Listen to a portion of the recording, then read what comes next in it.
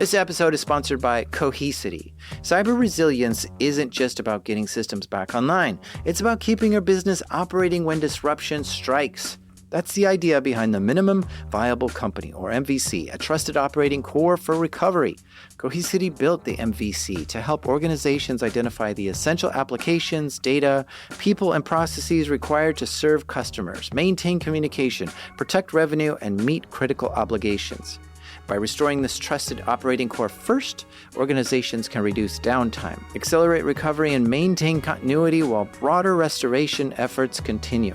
It also provides a clear recovery target, enabling teams to focus resources where they will have the greatest business impact. Learn more at cohesity.com/resilience. That's cohesity.com/resilience. Cohesity, resilience everywhere. Hi, I'm Jack Rhysider, host of the show. Back in 2018, an interesting cyber attack took place. It's kind of a funny thing. I mean, it basically came onto my radar the second month I was working at Sophos. Oh, I should introduce you to Andrew. Yeah, so I'm Andrew Brandt, and throughout the time that the research was going on for this story, I was a principal researcher for Sophos. But I am now a principal threat researcher for a company called Netcraft. So one of the things Sophos wanted Andrew to do was research novel threats and write about them on their newly established Sophos blog. The team that I was on eventually didn't exist. I was the only person on it.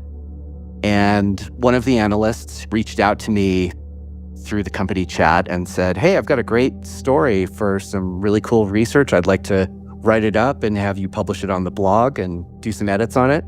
I said, "Great. Tell me more." And he told me the story, but the one thing he didn't tell, or what he said he couldn't tell me, was who the target was. So he's like, "Okay, fine. Send me what you got. Let me research it, and I'll write about it." It started with a TV set. So there was a sales office, and they had a bullpen, like you have a lot of, in a lot of sales offices where people are on the phone, trying to sell the product. And so they had like this leaderboard that was on a computer screen that was running off a little Linux computer. And that was the first machine that got infected. And the threat actors managed to pivot from that, Intel NUC, which is like a tiny little computer that's small enough it can mount on the back of a TV monitor that's hanging on the wall, that they were able to pivot from the NUC and find access to the repository where the source code was, and then get into that, and then to do the cloud snooper attack on that cloud service where the source code was. It's just mind-boggling to me, like the amount of effort involved in pivoting from this to this to this to get into this, and then to build this like backdoor that allows them access. It's amazing to me. Oof. The attackers got access to the source code. But why? Was this an insider trying to seek revenge? Were they stealing it in hopes to sell it to someone? Did they steal it so that they could copy the product and steal their intellectual property? At the time, nobody knew what their motive was. These are true stories from the dark side of the internet. I'm Jack Rhysider. This is Darknet Diaries.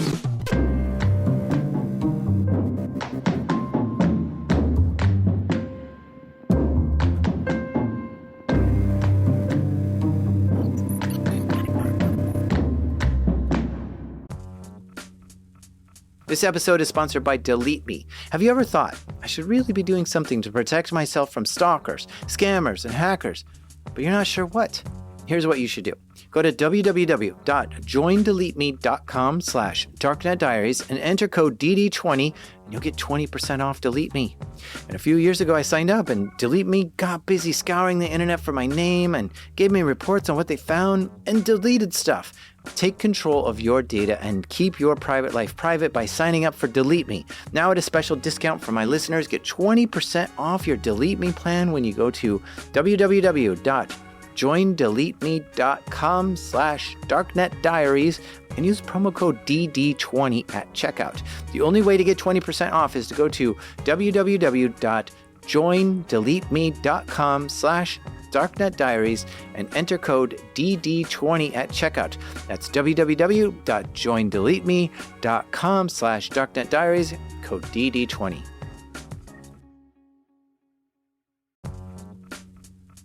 This episode is sponsored by Rippling.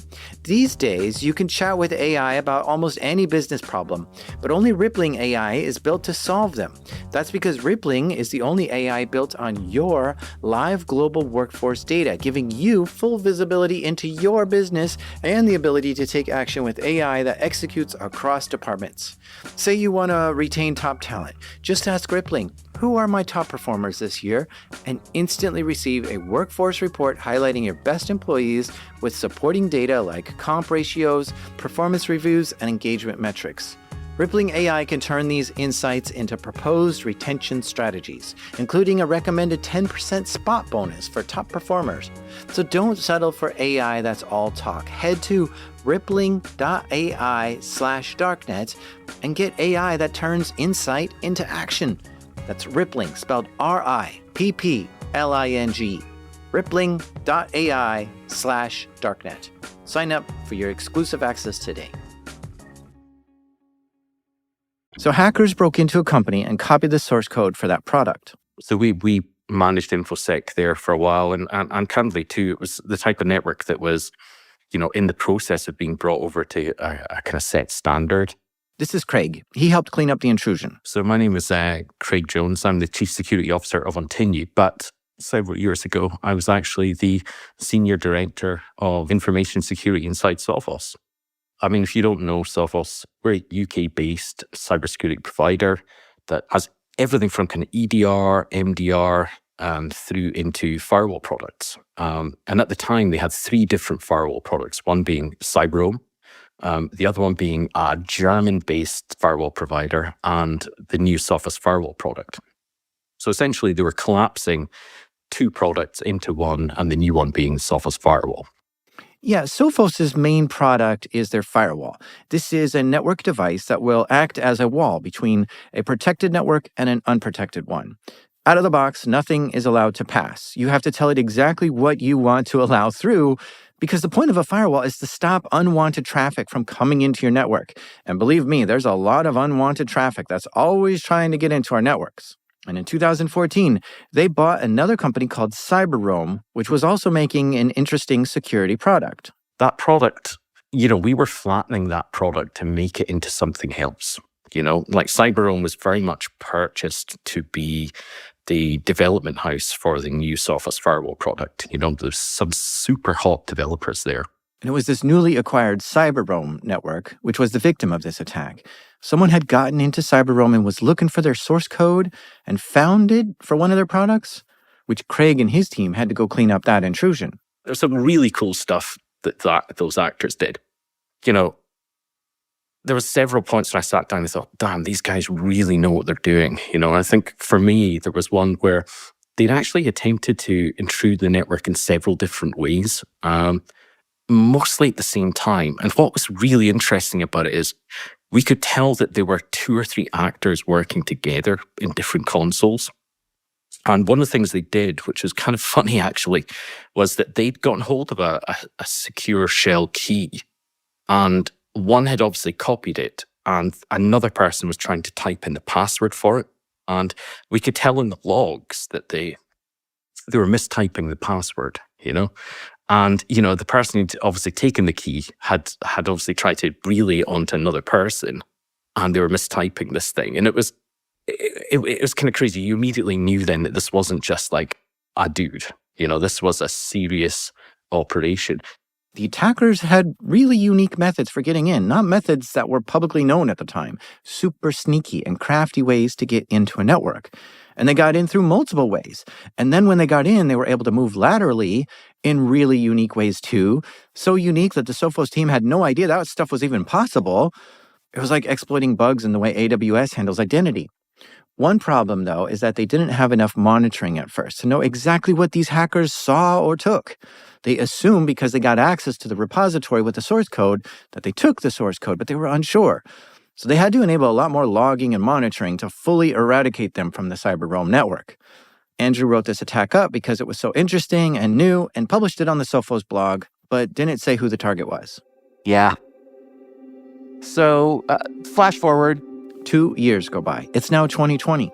We now have the team up and running. I've got a couple of people working with me. We're publishing a few blogs a week. And I find out from internal people within the company that there's a security incident.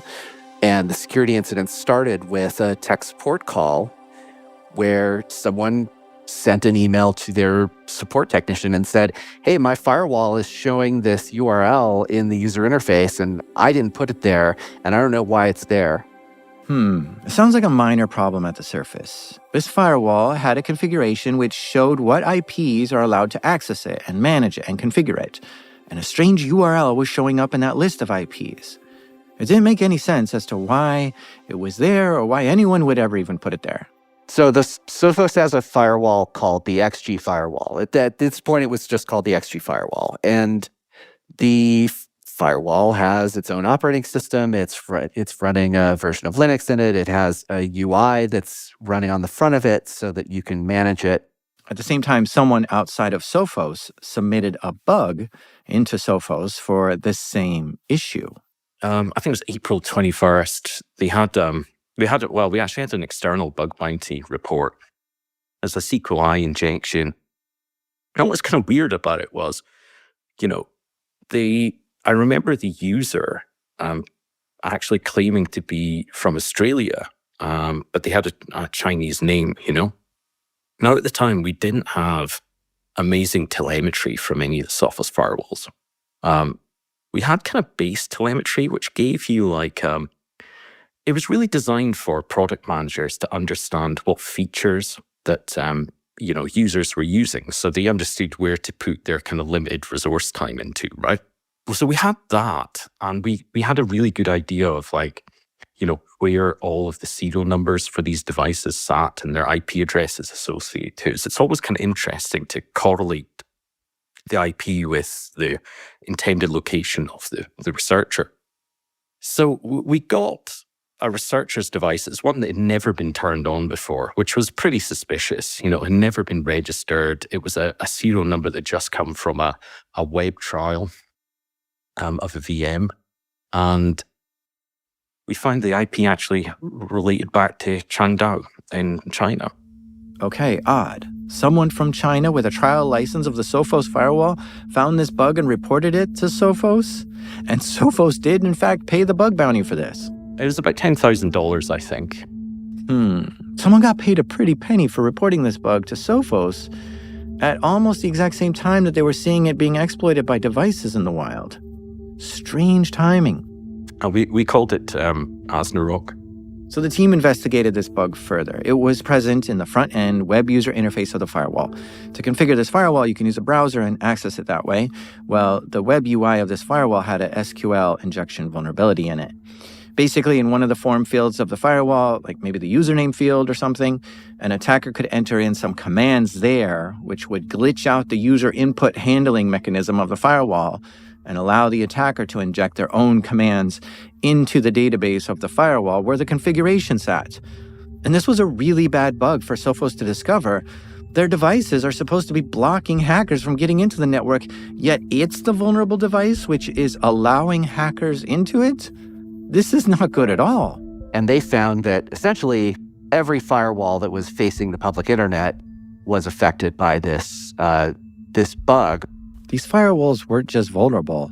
They all had been hacked into, exploited. Someone probably scanned the whole internet looking for these particular Sophos firewalls and then ran some kind of automation script to go infect them all. We kind of worked out that there were a huge amount of devices affected. I think in the end FBI report that came out about this, I think they mentioned 88,000.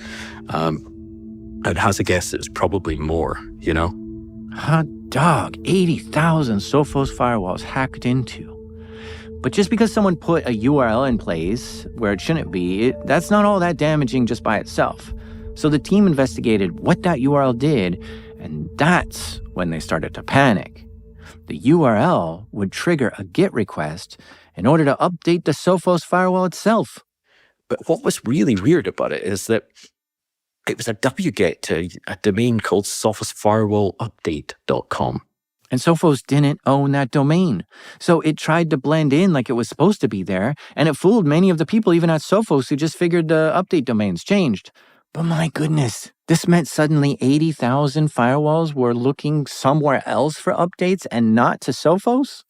And it's kind of strange because we actually monitor all domain registrations. It's kind of part of our kind of core security, like ops function. So every single like cert that was registered, every domain that was registered, we kind of pop up, and anything that infringed on Sophos IP, we attempt to pull back. And it was one that had popped up like a little while ago, but nothing had kind of come of it. But actually seeing this thing in operation was quite jarring. And I don't know if you fully understand what this means. If a malicious actor is able to send your firewall software updates, then they can put in whatever they want. They can give themselves full access to the firewall, or they can log all traffic going through it. They can poke a hole in the firewall and let themselves right into your network. And then from there, they can just infect your whole network with ransomware.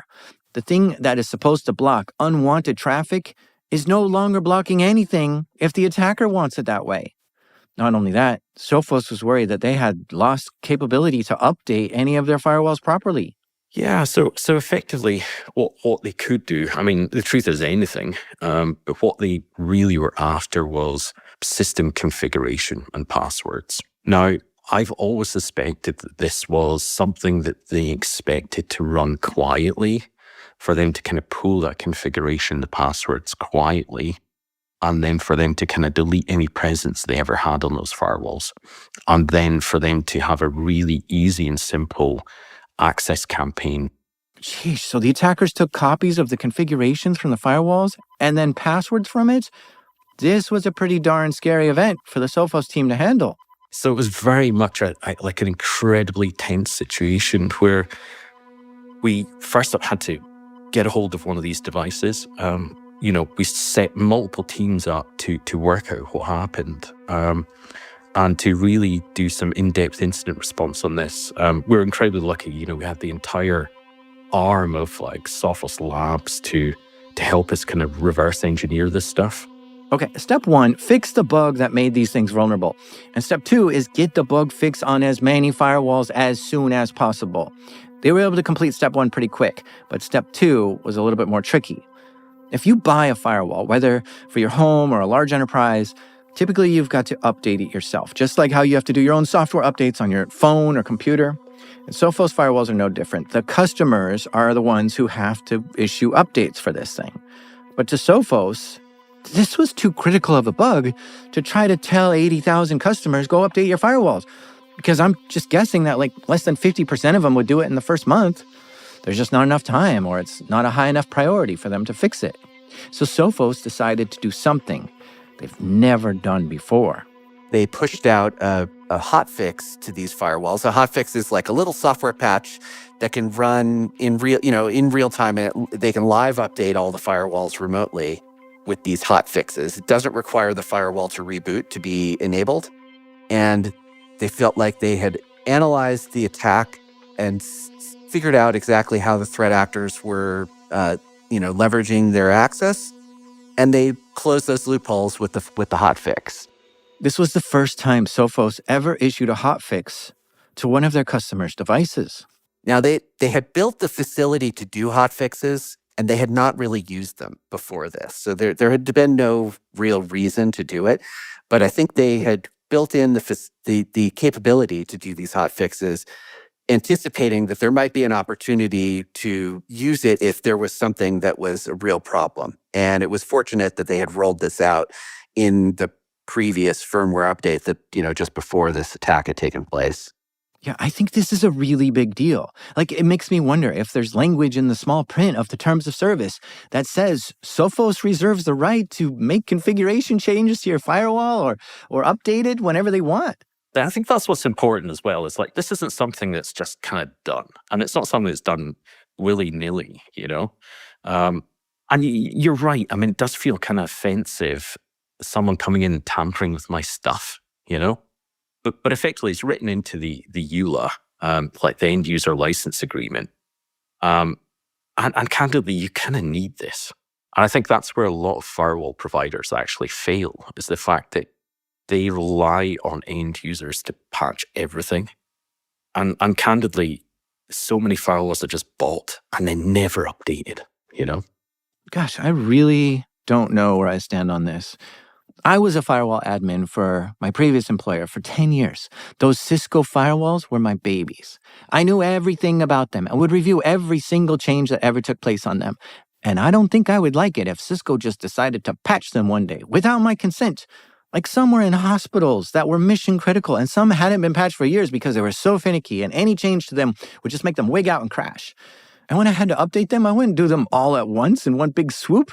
I'd do them one at a time and hold their hand and make sure that nothing broke after the upgrade and everything came back up as expected. So if a security vendor just slapped a hotfix on all my firewalls that I was in charge of, I would freak out. What? We did not get approval for this change. We aren't in a maintenance window. We don't even know what changes you made to the firewall or what's happening. How can you just come into our devices and make changes without us knowing? I would be upset. Like, I wondered, did the Sophos team get approval from their lawyers before issuing a hotfix to their customers like this? Is this even legal? Yeah, I mean, that's a great question. I was not privy to those discussions, but there were, I'm sure there were discussions like that about, what is our legal liability? What are we allowed to do and not do remotely on these devices? I believe ultimately the decision was made, and I'm not sure if there were lawyers consulted on this or not, but made a lot of sense that the harm of allowing the firewalls to basically try to ransomware the inside of networks was probably greater than the risk of somebody complaining that, oh, you made a change to my firewall without telling me first. So they just went ahead and did it. Yeah, I mean, I think not only that, but it's like this idea that the vendor can come in and change my device in any way. It's not just like crash logs that are being sent to it. It's, wow, what else can you do? If you could put a hotfix in, can you see the password? Can you see the connections? Can you come in and do other work? Can you update to different firmware that has malware on it or something? Like, could you do things that, your mind starts going like, could you do things that the NSA wants you to do and go and spy on this customer or something like that, right? And so when you're a firewall admin, you're like, no, I have to make sure that this is no other person in the planet can access this but me and other people on my team, because you can't risk a backdoor. It's basically a backdoor that you had. Yeah, that's entirely accurate, and you're not wrong. And these are devices that are typically placed in a position in the network where they act as the barrier between the outside and the inside worlds of the networks. And I recognize that is a risk. However, it is also worth noting that this is exactly what the bad guys were doing at this moment. They were installing malware inside the firewall. So how do you fix that? I could just imagine the headlines at this point. And just, my question is, did any bad news come out to be like, Sophos found vulnerable, tens of thousands of customers impacted, huge vulnerability, hacker has complete control over their firewalls, patch immediately. Like, that could make the stock tumble, that could, really hurt business. Yeah, I mean, it could. And that was one of the reasons that I was brought in basically on day zero of this happening.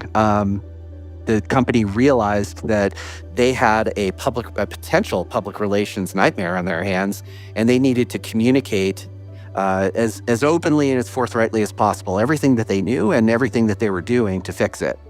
And credit goes to the people in leadership at the company who decided that possibly against the conventional wisdom at the time, that they were going to go public with everything we knew about this attack. It was not a common thing at that time, but as I said, I've worked for a long time doing this kind of role where I do investigations and then, publish about them to the public to warn people about bad things that are happening on the internet. And it's been my experience that the more information that you get out, the better protected people are, and that being radically transparent benefits everyone. It helps the customers who are affected. It also warns the public that, like, hey, this is something that you need to be aware of in the future. And it might also put the threat actors on notice that, hey, we're watching you and we're taking action to stop you. As the Sophos team investigated this more, they learned that whoever did this attack had to have really in-depth knowledge of Sophos firewalls. Like, there's no way they should have discovered this bug unless they had access to the source code, which wasn't publicly available. And that's when the pieces started clicking into place. The part of this firewall that was vulnerable was code from the CyberRoam firewall that was moved over to the Sophos firewall. And 2 years before this, as you know, there was an attack on CyberRoam. And what server did the attackers get access to? The one with the source code for their firewall. So they started to think, holy crap, this is a very serious threat actor who's been attacking us for years. They spent tons of effort getting into CyberRoam's network to steal the source code, only to study it for bugs and then launch a massive attack on our Sophos firewalls? Whoa. What do you even do with this information? To think your products are the target for a major cybersecurity campaign like this? This is starting to smell like a nation-state actor is behind this. Who else has that much time and resources? And what the heck was the deal with someone from China submitting this bug the exact same time that Sophos discovered this? Very strange.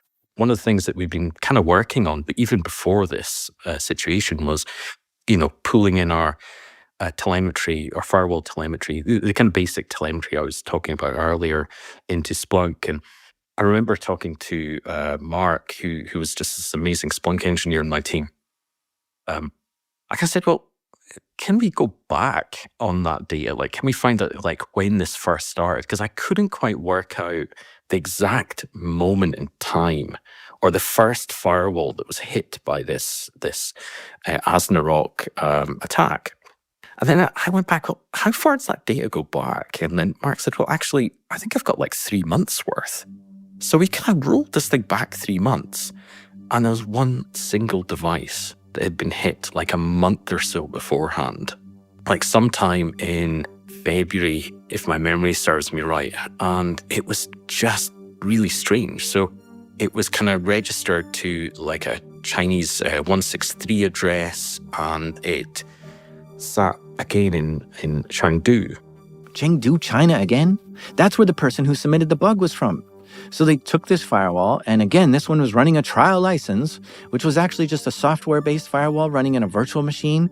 And it's a virtual machine because Sophos isn't allowed to sell their firewalls to China due to export controls. So really, nobody in China should even have a Sophos firewall.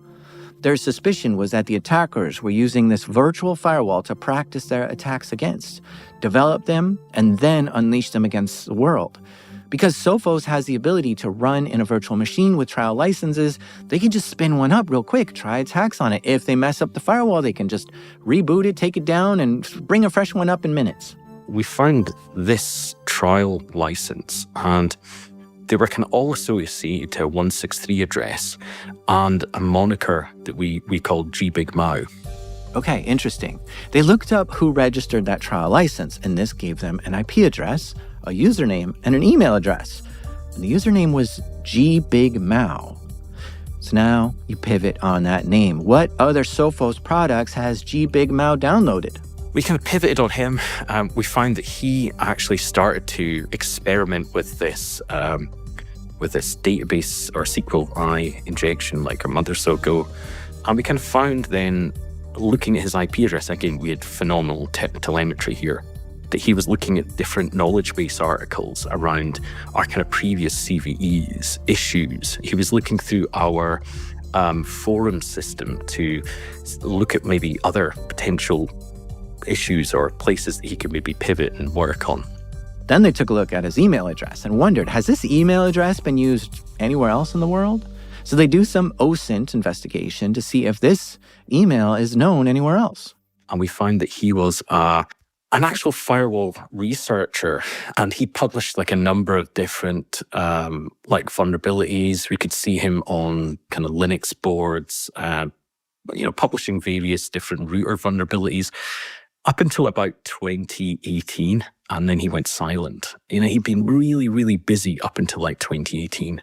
Now, we kind of found out that he was working for a company called Szechuan Silence Information Security Technology, mostly because doing some extra OSINT, we found that his username appeared in many like Chinese hacking groups and lots of CTFs, so like capture the flag type events, where he'd been registered towards this company as well. So we found kind of corroborating evidence from a couple of different places that this was the same guy in the same company, Again, located in Shengdao in China. So we found a really clear picture of who this person was. Now, his external OPSEC was pretty good. Like you would not have been able to find him that easily, but because we could see the internal telemetry and get the license information, kind of connect the dots, we could actually pin these devices to him and his usage.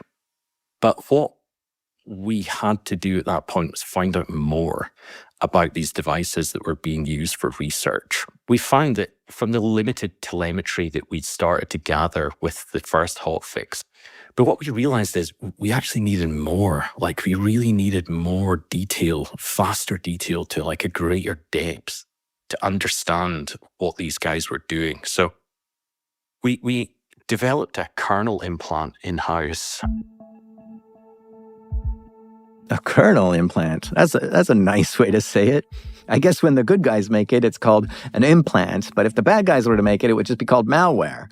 But essentially, a kernel implant is a hidden piece of software that they develop to sneak onto their firewalls to covertly and sneakily spy on what the firewall is doing.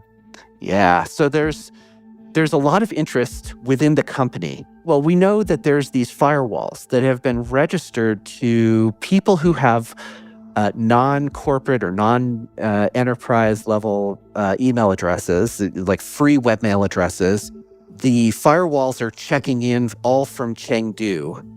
We know their serial numbers, so we know the exact count of the number of firewalls that are being used in these places, and we could see from some of the log telemetry that the threat actors are running commands that are testing how these exploits are going to work. But we don't have the exploit code itself. So the security team decides they're going to build something that they just call the implant, or sometimes they call it the kernel implant. And it's a small ELF binary that gets distributed only to the machines that they are specifically interested in taking a closer look at. So these machines that they believe are being operated by threat actors, where they're doing these commands that are way outside of the boundaries of normal firewall behavior. And these things are capable of doing more than just sending, log entries. They're able to pick arbitrary fields from the file system on the firewall and send those files back. So that was how, in some cases, the team started throwing these kernel implants onto some of these firewalls that we could see were being used to do this experimentation. And they were retrieving all sorts of very malicious and pretty dangerous files that were being dropped on these machines by the people who were developing these exploits and were testing them out in advance of attacks. Wow, that is wild. This is going to take me a minute to fully grasp.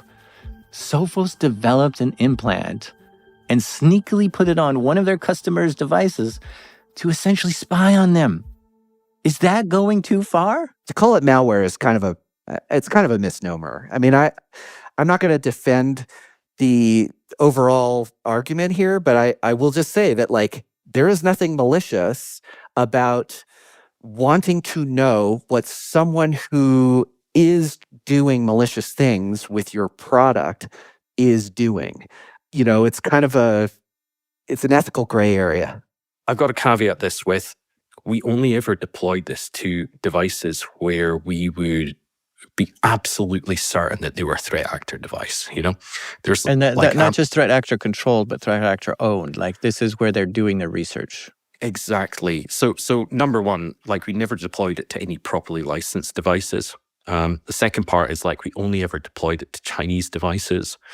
We just didn't sell firewalls in China. So there was really, unless you're a company maybe bringing one from external, there's no real reason for you to actually have one legitimately in China. So under the EULA, we could take steps to protect the firewall, and gather intelligence. And that's covered clearly under the EULA. Now, the other aspect... So that's what you got, 40 people in the room. The lawyers must be in there too. Like, are we allowed to hack into these devices that we think are was a owned? serious conversation we had, yeah. Yeah. I mean, it wasn't just a small one either. I mean, I don't think people have ever done this before, Like, we sat there debating this thing for hours, and really hours, because, there's some serious ethical challenges around this. It's not... what happens like if we find a guy, we record him, we see him doing it, and we send it through to law enforcement, like a wee facility. There's so many crazy things that we discussed there.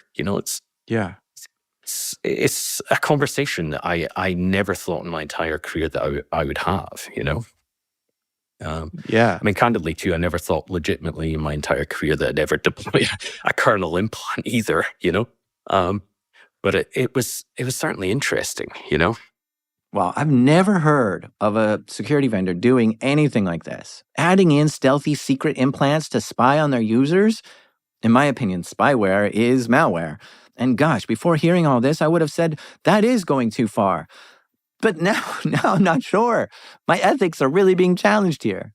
And again, I had amazing access to just quite incredible engineers. They built this kernel implant that allowed us to basically move Sophos firewalls from like a normal update path to like a specific update wing. And we would then deploy this this specialist kernel implant in a normal update, and you just wouldn't see it. But what it allowed us to do is like grab anything we needed from the device. So for example, things like, files, if there were entry updates, it would kind of record anything that was kind of written to specific writable directories. And it would start to give us a really good idea of what they were doing, what they were writing, why they were doing it. But some of the really cool things that we actually got from it were quite unexpected. So for example, we started to pick up on the devices around the firewall. So we'd, capture all the MAC addresses of devices connecting to this firewall. We'd also capture MAC addresses of the things that also sat in the network alongside the firewall. And then we suddenly realized that actually this is huge. This isn't just like Sophos firewalls. We've seen other vendors' devices on the same subnet alongside the Sophos firewall. They were looking at all sorts of devices. You could probably pull from the top of your head, thinking about things that have been attacked in the past couple of years, the devices that were in the rack alongside that Sophos firewall, Oh, wow. So the firewalls that come to mind for me are like Cisco, Palo Alto, Juniper, Checkpoint, Fortinet. And he says he saw other vendor firewalls set up alongside their firewall in this threat actor's lab. Now, just being the, person who's telling this story of what happened, we were observing, in the world, not just Sophos firewalls, but every firewall vendor getting hit with 0 days. Their customers being, attacked in various ways, and there being no way to resolve this, and certainly no way to anticipate it. Now, whether or not other companies are doing the same thing, no one else has disclosed that. But I don't think it's outside the realm of possibility to think that maybe some of them were. Oh man, this is now tugging at me in new ways. If every firewall vendor is getting hit with the same type of attack, and Sophos is the only one being transparent about what they're seeing and what they're doing to mitigate this, then yeah, I give them a lot of credit for that. Here's the test, I think, for whether your company is evil or not. First, it has to be transparent to its customers. Let them know exactly what kind of configuration changes, updates, or spying or data collection you're doing on your customers' devices, and in what circumstances, and what's that being used for. And second, be proud of whatever it is you're doing around that. If you're a company which is making changes to the customer's products, but then not telling them and secretly adding spyware, but making it so top secret that not many people on your team even know it exists, then I think you might be evil. If you're afraid to let the public know exactly how you operate because you think it's going to look bad on you, or maybe because you think it's not even right, then either stop doing it or go public with it. And Sophos came to the conclusion that while this is not an ideal situation, this threat is novel and sophisticated in ways nobody's ever seen before. And not only that, whoever was doing this, they're being unethical themselves. So Sophos had to deploy a novel and sophisticated approach to defending their device. And while it's not pretty, at least they came out and told us about it through Andrew's blog posts. And they're basically saying, hey, we're in the middle of a nasty street fight here, and the gloves are off until we can neutralize this threat. And again, I give them a lot of credit for that. Nice job.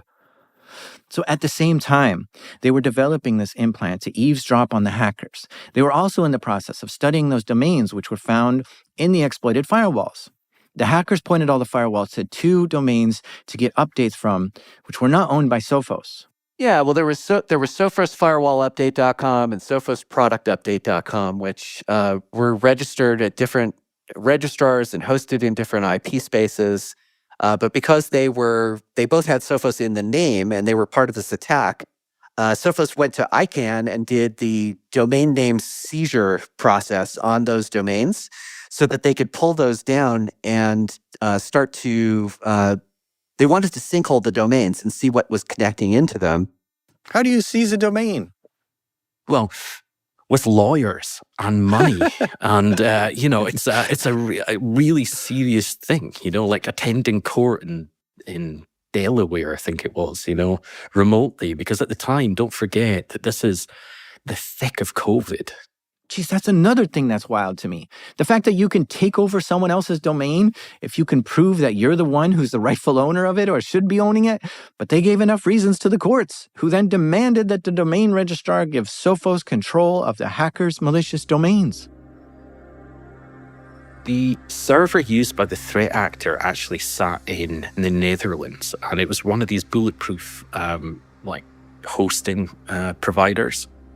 So we were super lucky that, through the NCSC in the Netherlands, they were kind of an intermediary with the kind of Dutch National High-Tech Crime Unit. And once we kind of realized how this was panning out, the Dutch National High-Tech Crime Unit just jumped on this. And they managed to get hold of this C2 server, so the actual physical Linux box. I guess it wasn't bulletproof then, huh? Well, yeah, this is the thing, So they managed to grab hold of it. And, we were super keen to... How does that happen? You convince the Dutch authorities. So you're just a company in the UK. You're just like, hey, we make this product. You can't just call up the Dutch police and say, go get that server. We need it. And then they're like, we're on it. Well, yeah, you'd think. But then, luckily or unluckily for us, there were a couple of Dutch customers affected, by this attack. So that allowed us to be able to register a crime and then get assistance. And we did this globally, We really used all of the resources available to us. So, this obviously took time. I think right now this is like 3 or 4 days after the attack. But the NCSC in the Netherlands were incredible, and the Dutch guys there were just super helpful. We wanted a copy of that threat actor device. I wanted to see that Linux box and understand what they'd done. Obviously it was evidence now. It wasn't owned by us, so we couldn't get a snapshot of it, for example. But they allowed us to basically, work with them and analyze the box live on a screen share, so we could actually understand the scale of what had happened, And we'd seen the threat actor scripts for scanning the devices, the outputs that they'd taken from the firewall, how they'd set this thing up, kind of Chinese characters and notes and things throughout the device. What was actually surprising was that everything was kind of set up manually on the C2 server. I kind of expected them to deliver the C2 server with some sort of kind of DevOps pizzazz. But it was just basic, it was like a Linux box and someone had copied some scripts to it. But they were amazing. I mean, the NCSC in the Netherlands just gave us so much help and really helped us focus what where we needed to look and the kind of scope and scale of all of this. At the same time, they got control of the domains used by the hackers and sent all the traffic they were getting to a sinkhole and logged it all. It's just fascinating to think that, like, I don't know, a Netgear, a Linksys, some other commercial product was checking into sophosfirewallupdate.com. It kind of, it almost screams of like, well, we could be bothered to register this domain for Sophos. We're not going to bother to register it for these other companies. Like, we already got the domain. We're just going to keep using it for these other things.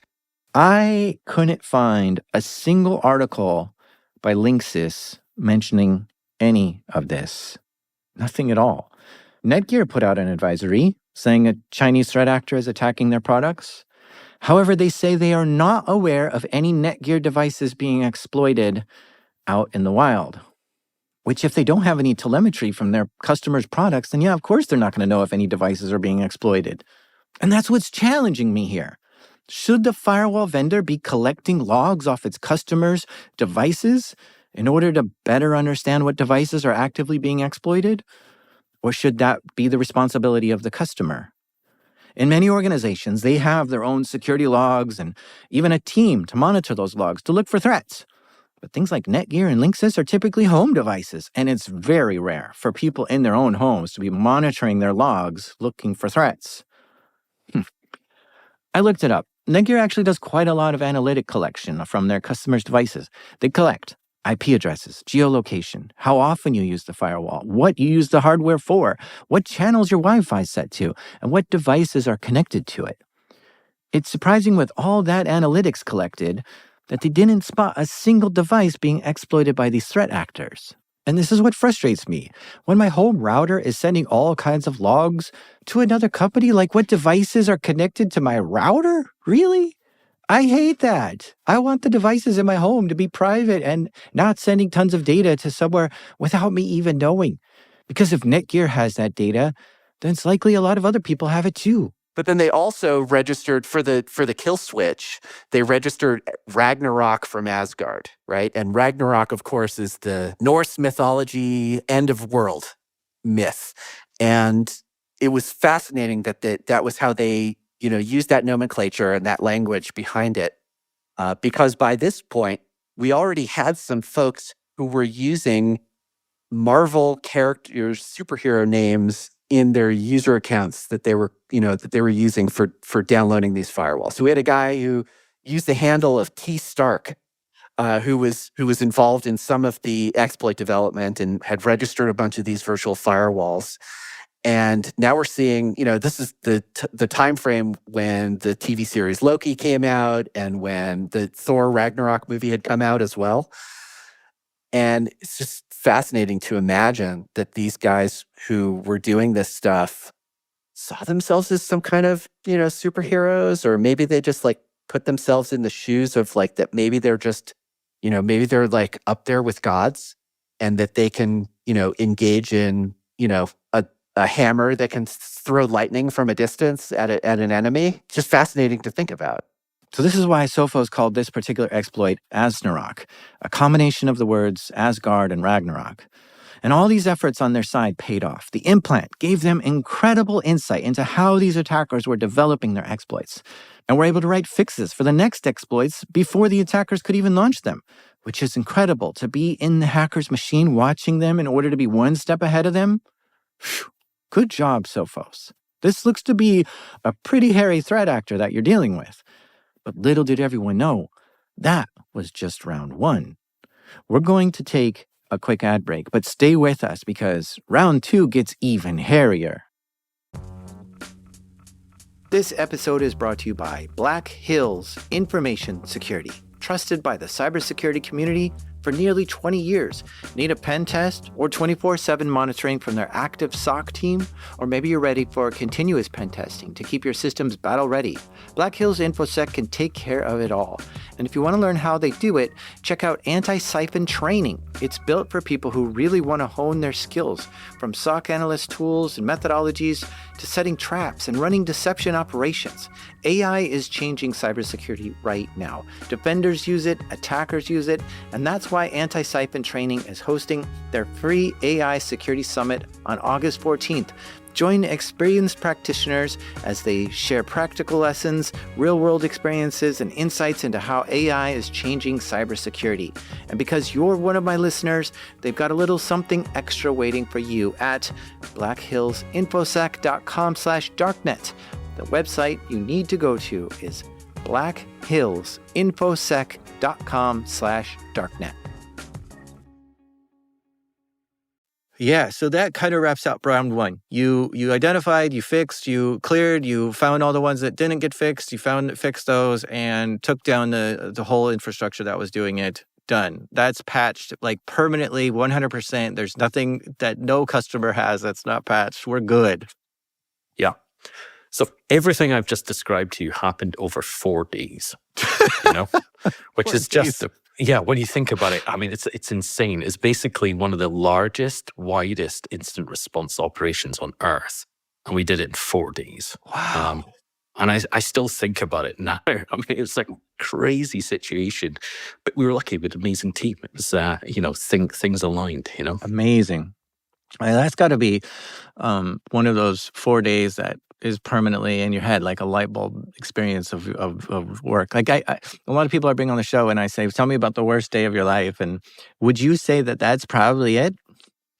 I wouldn't say it was the worst day. I would probably say it was an experience, right?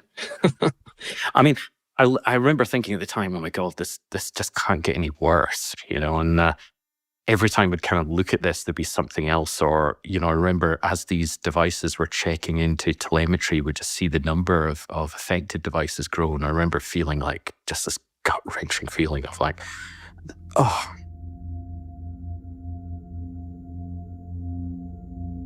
Within about, 6 to 8 weeks after the hotfixes were rolled out, the threat actors had figured out what the hotfix did to make it impossible for the Ragnarok attack to work. And they had done a workaround. They had just, bounced their attack around the thing that the hotfix was able to, in a very rapid way, kludge together to make it not work. They kludged together something that got around that hotfix. And wham! Round 2 officially begins. More Sophos firewalls are getting hit with a brand new vulnerability, one that Sophos had no idea was even possible. But Sophos was ready. They even developed a specialized team just to handle this, XOps. So XOps jumped on it. They saw what the vulnerability was, they wrote a fix for it, and started immediately trying to patch the firewalls. The team starts to realize, we need to give these things names, because if we're going to be having these attacks happen in sequence in short order, to just keep straight, we need to come up with names. So they decide to use the names of locations around the Pacific Rim as the code names for these internal attacks. So they give this attack a nickname Baja. It doesn't have anything to do with Mexico. It's just they just decided that they want to talk about it in the sense of, it's on the Pacific Rim, which is a region of the world where volcanoes and earthquakes happen, right? So it's a place of turmoil. So internally, Sophos realized this attack is bigger than a single attack. This attack is linked to multiple attack campaigns against their product. So they called this whole series of incidents the Pacific Rim Campaign. So what the threat actors figured out when they were doing this, the development of this Baja attack, was they watched Sophos and they watched how the hotfix mechanism worked. And they learned how to develop a new exploit, but also they started to develop technology and technique to get around hotfixes. So they figured out how hotfixes were being deployed on firewalls, and they were slowly starting to turn off features inside the firewall that allow the hotfixes to launch and run and do their fixing. Now, this time they're putting just regular old web shells on the firewalls. A shell is like CLI access to a computer. A web shell is having remote CLI access to a computer over the internet. And what the threat actors did this round was simply give themselves remote access to as many Sophos firewalls as they could. And this also removed the need for the attackers to use command and control servers because they could just log in directly to the firewall whenever they wanted and do whatever they wanted to it, which again is a huge problem. You should not allow attackers to enter your firewall on the internet. This is like the security guard of the building suddenly being remote controlled by the bad guys. In June, I mean, we've seen this attack happen. Obviously, it was an Apache module issue. And it was chained with like a local privilege escalation. So it's basically, again, any device that had a WAN-facing web portal could be affected, which was a lot of devices. The threat actors set up these web shells where they just needed a username and a password to log in. And so the Sophos team tried to crack that password, but they couldn't for some reason. Actually, I think we unsuccessfully tried to crack the hash of the password, but I think eventually we found out that the actual password was Gucci. Now, which was, we come across this a while later because it seemed to be a common password for Chinese threat actors to use the word Gucci. Now, I have no idea why. We found, I think at the time it was about 175, 200 devices that were affected. Okay, so one thing you want to do in your investigation is to try to see if there's a commonality of what firewalls are being exploited like this. And that might give you a clue as to what might be next or who's behind this.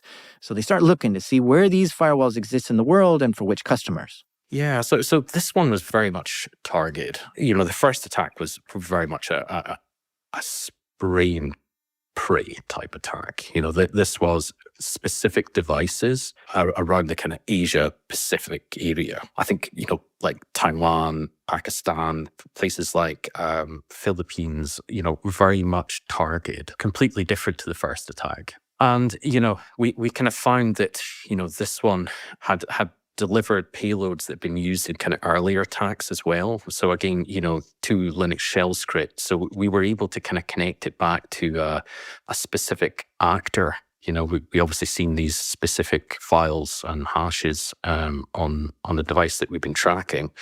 And then eventually we see it being used.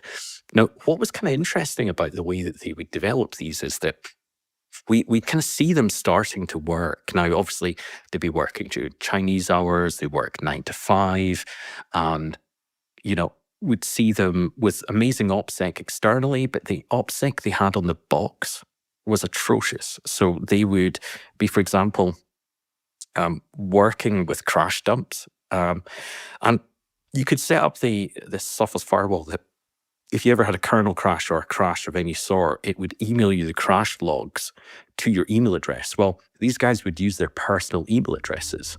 So imagine the actual firewall is registered to a completely anonymous person. And then we have linked email addresses and Gmail addresses inside the firewall telemetry, because I guess it was probably quickest and easiest for them to grab that stuff from their personal mail, And it was super easy for us to OSN exactly who these people were.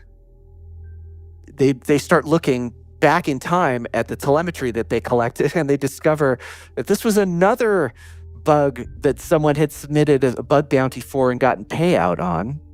And here it is being used in the wild, just days after the payout happens. So this is starting to get to be a pattern. And the attacks are, widespread. People are getting noticed about it. So I get called in and have to, decode how the whole attack works and do another flow chart similar to what we did with Asnarok to do the Baja attack. So these two names keep showing up again in their analysis of these attacks, which are G. Big Mao and T. Stark. These are the people who registered for trial licenses of Sophos firewalls. They were in China, and the malware would show up on their device first, which would indicate this is where all this is originating from. Well, one of the things that we can do. So you've got this telemetry tool that you can do basically wide scale threat hunting within the firewalls themselves. And so you can do things like, okay, well, we recovered a piece of malware off of the very first machine that belonged to a customer.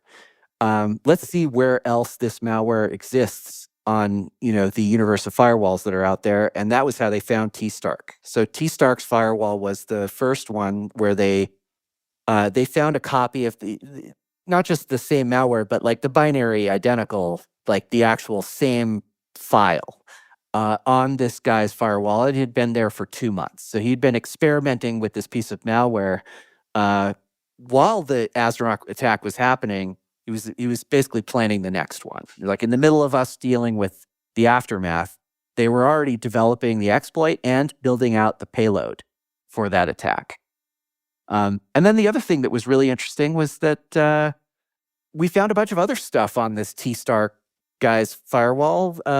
His firewall had a bunch of malware on it that was designed to run on the Mac and on iOS, on iPads and iPhones.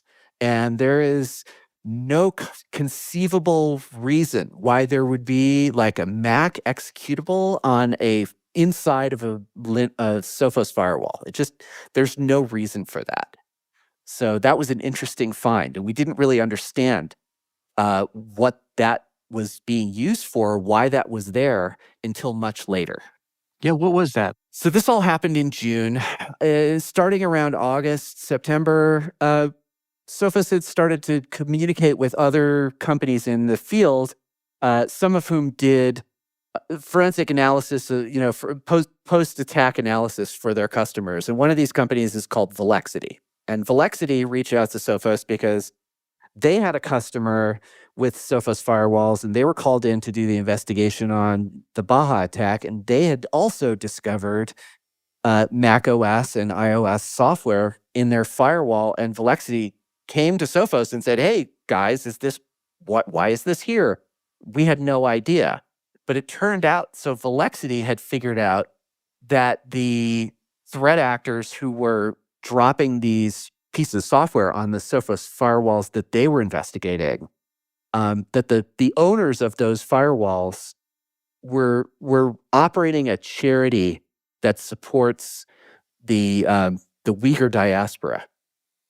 And the Uyghurs are an oppressed minority in China. They believe in Islam and they practice their faith, but they are strongly discouraged from doing so, and they've been put in prison camps. And the story of the Uyghurs is outside of the scope of this podcast, but the point is that there's really only one organization that actually cares about these two groups of people, about surveillance of these two groups of people, and that is the government of China. During that time, they kept a close eye on the activity of G. Big Mao's firewall. And they would see it would just get infected with a new vulnerability, which was like the fourth zero-day vulnerability on the Sophos firewalls. Zero-day vulnerabilities are ones that Sophos doesn't even know exist. They've had 0 days to fix this, basically. And for me, this is the point where I suddenly see the scale of all this.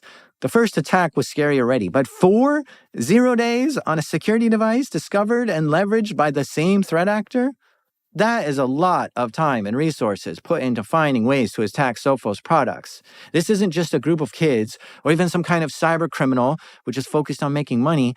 When someone can spend this much resources and time focusing on getting into a very specific thing and spend years doing it, that's typically a nation state behind it.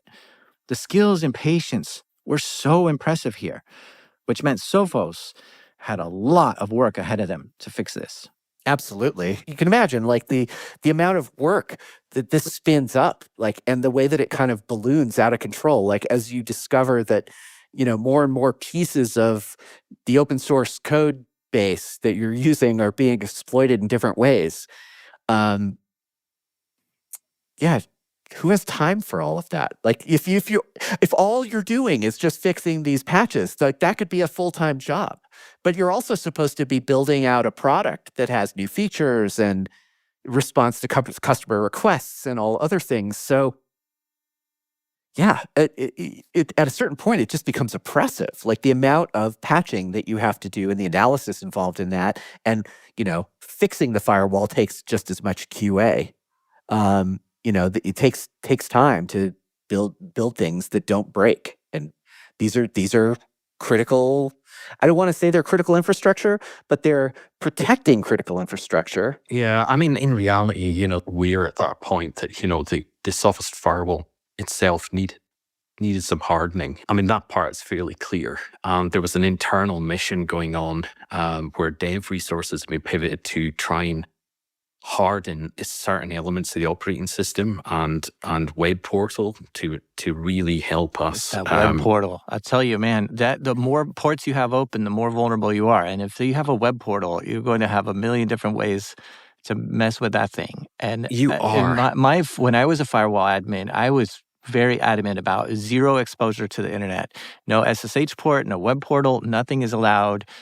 That the internet should be able to access this firewall. If you want to get to this firewall, you have to come at it from the inside.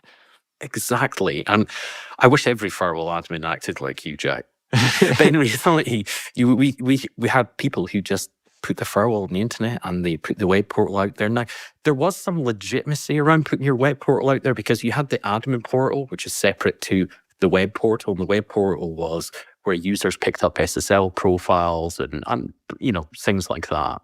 I mean, it is wild to think that someone or some team out there is working feverishly to find vulnerabilities in your product and then to have an implant on their firewall so you can watch them develop their exploits. And the threat actor had no idea there was an implant on there watching what they were doing. The Sophos team did a really good job at hiding it, so it'd be really hard for them to notice. It was really well hidden, So, we did start to get some really good telemetry and start to know these guys. And honestly, we were really obsessed with it. It was almost like obsession ops. We would just wait for this telemetry to come in and then we would be all over it. We'd start to dissect what they were doing, how they were working. If they'd had any new IP addresses, we'd start to OS into it and we'd start to build a picture of who these people were. There were multiple threat actors that we were watching at any one time. And, it's kind of funny because, I often think that, external threat intelligence is very much almost like astrology, infosec astrology, where people are kind of connecting a technique to a specific threat actor group. Dude, we had names. We could tie them to companies, and then we could tie it to threat actor group attribution. It was a really weird situation we were in. We had visibility that was just unreal. I remember, at one point, we seen one of the actors searching for a flat. So we started to work out that, he was looking for a flat. He was a normal dude. He's going about his everyday life, probably sitting there bored in the lab, having run the same test 10 times and thinking, I really need to sort my housing situation, And we're there, building this picture of his life. And honestly, we were obsessed by it. It really became like obsession ops. Yeah, because since Craig had control of the firewall in that guy's lab, he could essentially see all the traffic going through it, which gave him a unique look into this person's life. And with these new insights and closely watching everything that was going on, the Sophos team were able to quickly create fixes for the vulnerabilities to minimize the impact as best as they could. Whew. So with all these vulnerabilities fixed, round 2 of this battle came to a close. Sophos had a lot of bruises, but I think they won the battle. Yeah, that's it for round 2. But, there's several parts that is kind of useful. Number 1, round 2 really validated our use of telemetry. It was the first time that we'd really used our implant. The other aspect to this as well is we become really adept at finding these threat actor devices. So we started to work out that obviously we'd identified this actor called G Big Mao. But all in all, we were dealing with about 7 different actors that we could see. And, some of them were doing the same thing, but in different locations. So we kind of worked out quite quickly that they're working for individual Chinese defense contractors. Because when you think about a government department, they're not going to duplicate the same work because effectively it's all the same people working. Where a defense contractor, everything is valuable to them. If they're the first to an exploit, that's super valuable. So what we found then is we found these multiple companies. And one of the simplest ways we actually found it, funnily enough, and this sounds so basic, is that we would look at devices that would be continually going up and down firmware versions. And these threat actor devices would constantly like put the new latest firmware on, roll it back, new firmware, roll it back. And they do this like, I don't know, maybe 5 or 6 times a day. Whereas like normal firewall operation, it's like it's new firmware and it's left. And then in a month it gets new firmware and then it's left. So these things just stood out like a sore thumb. So it suddenly became really easy to find these threat actors, you know? The more telemetry we had, the easier it got, you know? And we started to really build a wide assortment of threat actors in China, the locations they had, and of course, you know, their honestly piss poor OPSEC that they had on the device itself just allowed us to start building up really quite wide profiles on them.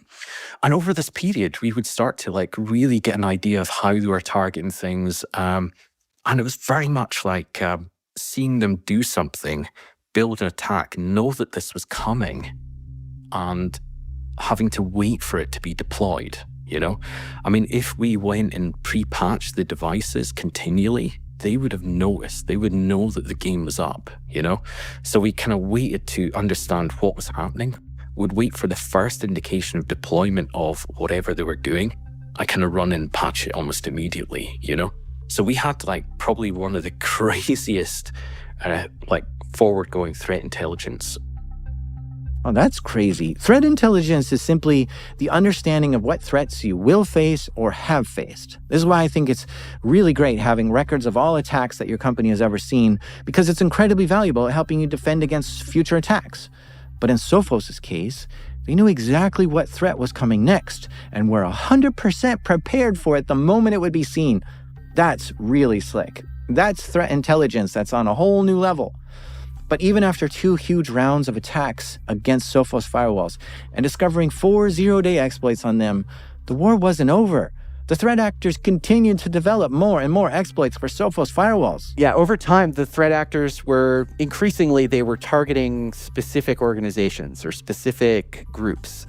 They had identified who all of the customers were in those early attacks because they smacked all of the firewalls at once and grabbed some data. Oh my gosh, I didn't even think of that. So if we back up and look at the way all this has progressed, first they hacked into CyberRoam only to get the source code for Sophos firewalls, which gave them inside information to basically bug hunt. Then they infected 80,000 Sophos firewalls with malware, taking all their configurations and information about the firewall itself, and then combed through that looking to see what targets are interesting to them. And now they're being super precise about who they're hitting. This campaign keeps evolving. From 2021 onwards, it really pivoted towards a very sharp focus to discriminate attacks, you know, really highly targeted hands-on keyboard attacks against like specific entities. So for example, government agencies, critical infrastructure, research and development organizations, healthcare providers, everything from kind of retail through to military, even finance, you know?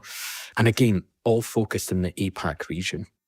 Geez, what a nightmare. I cannot imagine all these places getting hacked into through my security device. All these companies bought Sophos firewalls to protect themselves, and it was that very firewall which allowed Chinese hackers in. At some point, did you reach out to some of these victims to say, hey, I think Chinese government is attacking you? So that's one thing we did really extensively. Well, 2 things. One is we'd reach out to the customer. And again, this was part of our philosophy of making sure that, you know, there was no further damage or no hurt. And as well, we would reach out to either the localized law enforcement, or if we had great ties to the local, you know, CERT or NCSC or whoever the local cyber authority was. Now, in the UK, we had some amazing connections in the NCSC, and they would help us facilitate these connections out to all sorts of certs and bodies, and you know they were incredibly supportive of us. Yeah, I mean, what's that call like to call up a government, a foreign government? I know you're just talking to the sysadmin there, but still, like, hey, you guys are getting hacked. It's pretty strange, you know, and not only that, when we sit there, you know, obviously through translation, very often explaining what we've seen and what happened and who we attribute it to, it's a very strange experience, you know. Also, not as strange as calling up another firewall provider, telling them that their box is being tooled over by a Chinese threat actor, and them asking us, well, how do you know? And not really being able to tell them how we know and why we know, but we definitively know. That's a bit of a weird experience also. At some point, CyberRoam gets hacked into again. Well, it turns out that the CyberRoam code is the predecessor to the XG firewall code. So CyberRoam was the company that Sophos bought, and their product became the XG firewall. So when back in 2018, we're talking about how the threat actors had stolen the source code, they were using some of that still to find additional vulnerabilities. And they found a vulnerability. At this point, CyberRoam and the XG firewall were in parallel operating, but CyberRoam was about to be phased out. It was about to be end of life. And the threat actors found a vulnerability that allowed them to create an admin level account on the box with just a SQL injection query that was pre-authentication. So they could just hit the SQL server that was running on the firewall from the outside and run a command that was able to get it to add a user with admin access. And then they could log in on any CyberRoam firewall or, that they wanted to with that credential. And there was no easy fix for it. And because the product was close to end of life, Sophos just decided to rush it to end of life and get everybody who was running a CyberRoam firewall to upgrade to the latest XG and put that one to bed, because it was the point where if we had to start, tracking attacks against CyberRoam and XG firewalls, that would have taken the entire, all of the entire team's resources all the time. At a certain point, it just made better sense to end of life the product early. It does make me think, though, if they were trying to get into CyberRoam to get source code, they were probably trying to get into Sophos' network as well, trying to get source code. I mean, yeah, I that's an interesting thing to hypothesize about, but I have no idea about that. You should say, no, the Sophos firewalls are so good that they'll block those guys. Don't worry. Well, I don't work there anymore, so I don't have to defend them. But I do think that, Sophos did seem to have better security practices than CyberRoam did. Wow. So after the threat actors found an exploit in the CyberRoam product and were actively exploiting that, Sophos just decided to kill that product altogether. Now, Andrew tells us it's because it was already on its way of being killed, but I don't want to diminish the idea that a cyber attack can have the effect of killing an entire product line. That's a pretty big deal, if you ask me.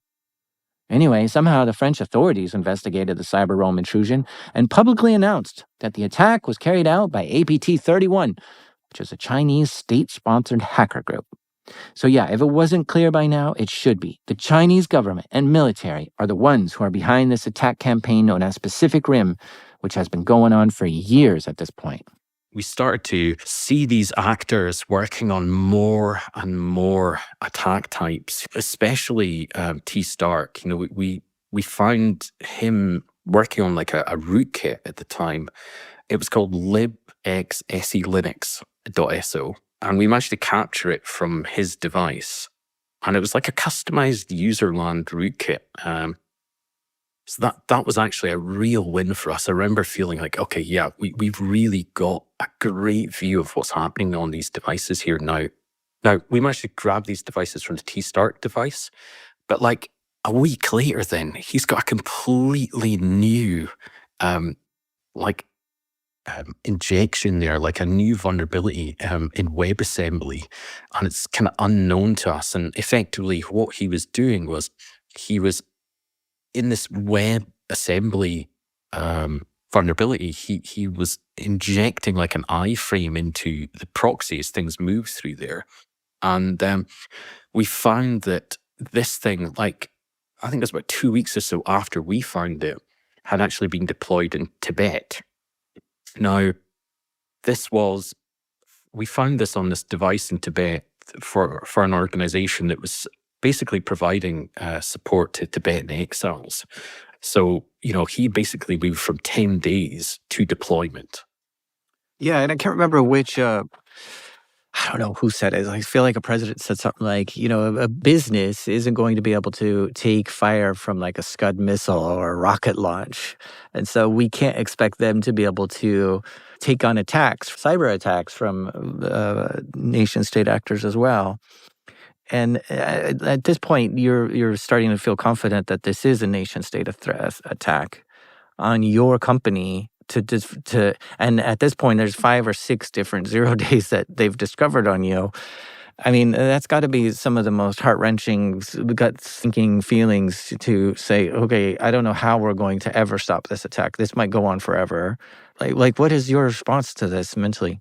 Honestly, I remember at that point just feeling exhausted, Like this has been months and months and months of us fighting these, what is effectively the PLA, for all intents and purposes. And the truth is, like, who else helps these organizations? That organization, Tibet, had nowhere near enough resource to be able to deal with this. They were lucky that Velexity had been doing some pro bono work there. We'd reached out and helped them as well. But in reality, like, if it hadn't been for our graces, they would have been stuck.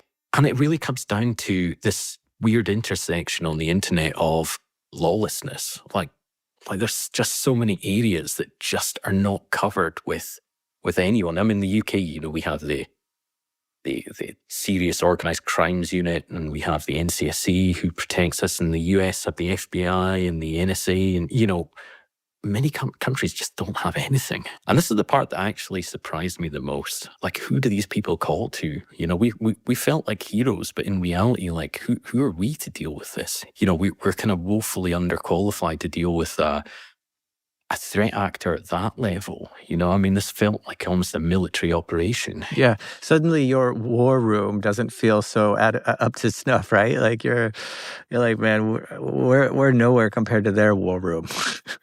Exactly, and I think that's what surprised me is, like, we were really on the edge of, like, what is effectively cyber warfare, and it started to really tip into that feeling with this. But it was certainly interesting, and as a whole, seeing that payload being delivered there and understanding the purpose why they delivered the payload, having seen it being built on a device in Chengdu like 10 days, 2 weeks previously, it was just one of those crazy moments of like, oh my God, like, we really see this soup to nuts. Now, when Sophos would issue a hot fix or patch their firewalls, they would tell their customer what the update was for, like bug fixes for several security vulnerabilities. To learn more, visit our knowledge base. But Sophos discovered that the threat actors, T-Stark and G-Big Mao, were also accessing Sophos' site, logging in and reading the knowledge base articles too to see what got patched. And they were reading exactly what Sophos had fixed and then developed exploits to get around those patches. So the Sophos team had to get increasingly vague with what got fixed to avoid giving the enemy information. And I suppose that's a form of counterintelligence, being very careful what information you give your enemy, but it kind of contradicts what I said earlier about don't be evil, right? If you're not being transparent and you're hiding what it is you're doing, then you might be evil. But in this case, they had to hide it because they didn't want their enemies to know this. This is so difficult to navigate. And at that point, the threat actors understood how the hotfixes were working and what telemetry Sophos was collecting off these firewalls, and so they developed an exploit to disable the hotfixes and to stop the telemetry from going back to Sophos to detect which devices were infected. And they took extra steps to hide their presence. The threat actors are developing exploits, and they're developing malware, and they're coming up with new techniques for breaking into firewalls. And the implant is revealing all of that stuff to the security team. So behind the scenes, the security team is rushing into production hotfixes and patches for the operating system that fix these vulnerabilities before the threat actor even knows. And because they have this ability to send the hotfixes, not necessarily to every machine, but maybe to every firewall except the ones that the threat actors are using, they can fix the whole universe of firewalls except for the ones that the threat actor is using. And I think after you've tried to deploy your second or third or fourth attack and it just doesn't work and you're scratching your head because it works in the lab, look, I can show you it. I demonstrated it to these, guys in the, higher ups at the company or whoever is telling me to do this attack, that it works. But in the wild, it suddenly doesn't work. I think after 2 or 3 times of um, shooting blanks, you're going to start to wonder, like, hey, is there something else going on? And they started to look at, well, what is this what's the firewall collecting about us, and are we inadvertently revealing as bad guys to the good guys what we were about to do? So they start looking at telemetry, they start looking at log collection and process lists, and they're trying to build out the capabilities to be stealthy.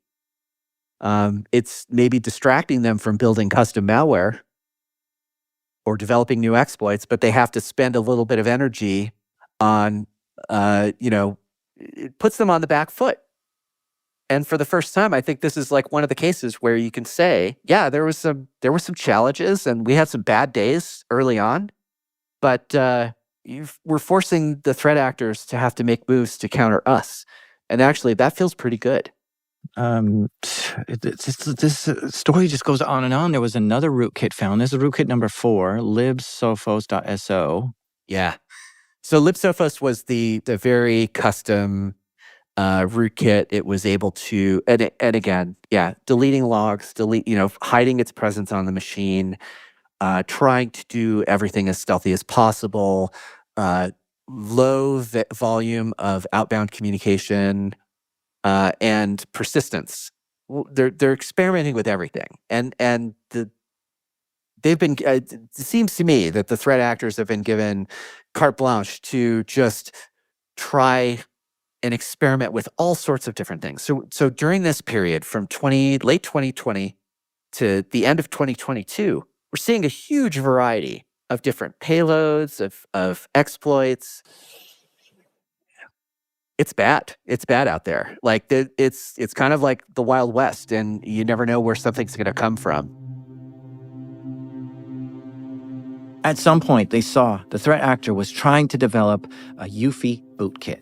This is malware, which infects the firewall at the BIOS before the operating system even has a chance to boot up. If you can get a bootkit into the UEFI BIOS of a device, there's nothing that you can do in the user land of the operating system to remove it, because it's running at a level beyond which the operating system cannot reach. Yeah, a bootkit like this would remain on the system even if you deleted everything and reinstalled the entire operating system again, since it lives in the part of the computer which loads before the operating system loads. This was actually kind of scary to find this experimentation happening on one of the threat actor devices. They were really trying to figure out if they could get this bootkit to run on a firewall, and they ended up bricking the firewall. It didn't work. And after we discovered what they were trying to do, the Sophos engineers figured out how to, change the firmware on the firewall at that low level so that it wasn't able to run. And they implemented that in an update. But that's the scariest thing on all of this. I think the UEFI bootkit malware on a firewall is the holy grail. It's where you've got malware on a firewall, it can't be removed. The firewall has to be thrown in the trash. It's scary. And, we've already seen that there's been other firewall vendors where their recommendation was unplug this box and put it in the trash because it is not safe to use anymore. So it makes me wonder, because we never get the details from other reports about what happened, whether this was successful with other vendors and whether they were testing this with us and it just failed because we were watching them and, stuck a wrench in the works just at the right moment and made it too much of a pain in the butt for them to keep trying. And they just moved on to the next guy. This was very much the kind of end of my involvement in this, because I actually left Sophos at this time and went to work for the company I'm currently working for now, But I mean, from that point, I kept in really close contact with my colleagues who were there, and we were sharing intel as things progressed, But I mean, there were kind of two further published engagements, basically one in May of 2023 and then one in March of 2024. And then it kind of came to a head, which actually kind of was kind of disappointing in a sense for me, because I think very often that this stuff hasn't stopped. I mean, the devices are significantly more secure now. Sophos put in like an inordinate amount of time, effort, and money into hardening the devices. I would actually hazard to say that they're probably the one firewall company that actually is secure now. In all seriousness, though, it's I think it's one of those aspects of you learn from your mistakes. I mean, Sophos being incredibly open and clear about this. I mean, kudos to them. I mean, being open about it and, publishing your mistakes and also, publishing what we did and how we worked through this is super unique, and you don't see any other firewall company talking about this. And we know for sure that this stuff was happening across a multitude of other devices. The truth is it's probably happening right now to some other firewall providers. They just don't know. They don't collect telemetry. They don't have the hot fix mechanism that allows them to forward defend you. And it's an issue. It's still an issue. One of the actors involved in all of this, we talked about him earlier. His name is, he used the handle gbignow. That we eventually figured out his real name. You have pictures of him. And the guy appears on the FBI's 10 most wanted list today. His name is Guan Tianfeng, and he was the researcher at this company called Sichuan Secret Silence Technology Company. Yeah, Sichuan Silence Technology Company Limited, right? So this guy made it his career to break into firewalls and find vulnerabilities and then pass them off to people who would take advantage of them. And for all of his efforts, he's in his early 30s. He has a $10 million rewards for justice bounty on his head, and he can never travel outside of a non-extradition country in the world ever again without fearing for arrest and extradition to the United States. And it just makes me wonder if it really was worth it to him. Because in many respects, he seems like a nice guy. At one point, he had his heart in the right place. So gbignow, in his early days of working in this field, used to post on message boards trying to get firewall companies to fix their stuff. I can't imagine what happened to make him break bad in this way. It actually says in the FBI's Cyber's Most Wanted poster that this guy hacked into 80,000 Sophos firewalls. And just because I'm curious, I took a look at a few dozen other FBI Cyber's Most Wanted posters, and strangely, I don't see any other person listed for hacking into other security vendors. So again, hats off for Sophos for taking this threat actor so seriously and getting them on the FBI's Cyber's Most Wanted list.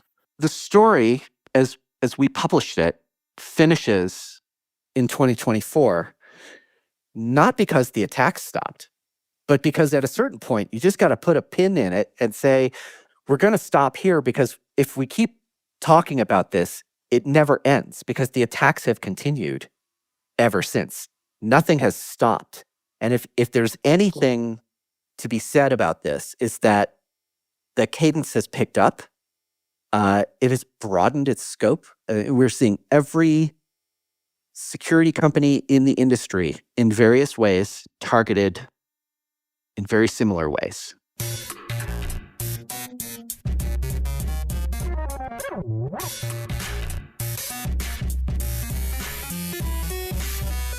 A big thank you to Andrew Brandt and Craig Jones for coming on the show and telling us this incredible story of how Sophos got targeted by a Chinese state-sponsored threat actor. This story is dang scary to me, since the playing field is so unfair. A single company versus a superpower like China. And not only that, a superpower that's lawless and feels absolutely no shame from breaking the law.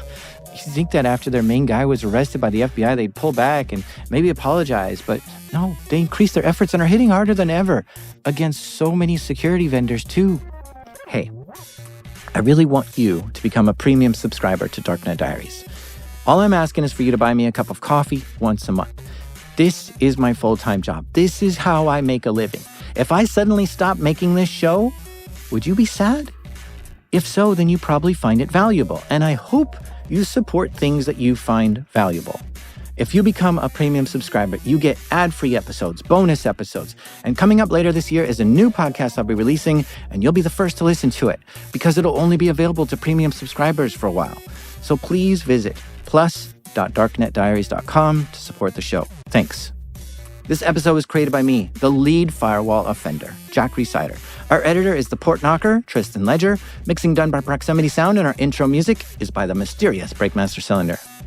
I named my firewall Linebacker because it's great at blocking and tackling. This is Darknet Diaries.